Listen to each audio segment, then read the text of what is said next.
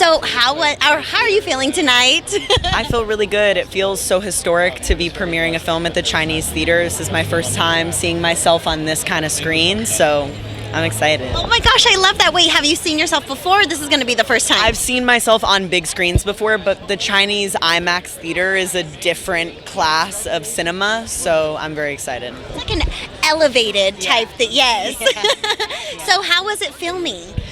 It was amazing. We were in New Mexico on location, and so I got to live there with the cast and the crew for 5 weeks and bond so much. I was doing yoga, meditating. New Mexico is so spiritual and powerful, so my meditations went very deep. But yeah, it was just such a blessing, and I'm in about a third of the movie, so I got a lot of time off to just be relaxing and watching Alessandra do their most amazing work, and it was great. Doing yoga and meditating? Yeah, you cannot complain. I A lot of healing, a lot of all of that. Totally. I came to set every day blissed and blessed. That's the vibe. Sparkly and all. Yeah. Okay, well, what kind of message can we get from the film tonight?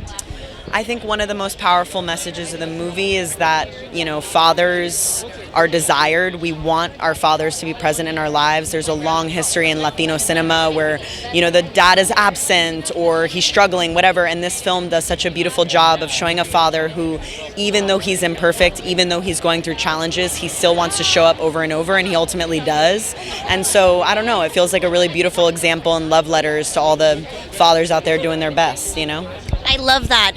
How important is it for people to see people like you on the big screen? People who, you know, not only are Latino, but identify as queer, all of that. I mean, I think representation is really important insofar as had I seen myself or someone like me on screen as a young person, I probably wouldn't have had to spend all of my teen years and 20s figuring out who I was, because I would have had a reference point to be like, oh, that's me too, I can be that way.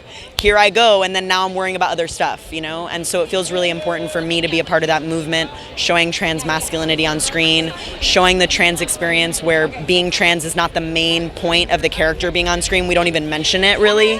And then to have the young ones in the movie, too, as young queer kids, it's like, beautiful.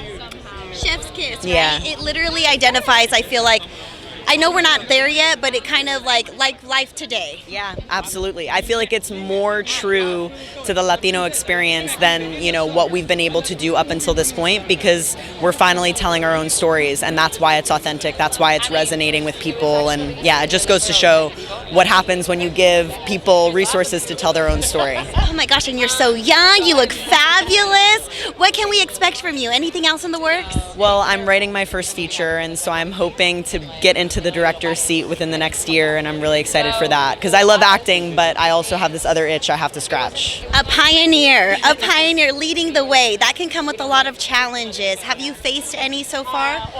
I mean, being a trans actor is, you know, not the easiest thing because, you know, 1 out of 20 roles I audition for are actually written for a trans actor, and so a lot of it is teaching people, hey, you don't have to have thought of this character as queer or trans to cast a queer or trans person in the role.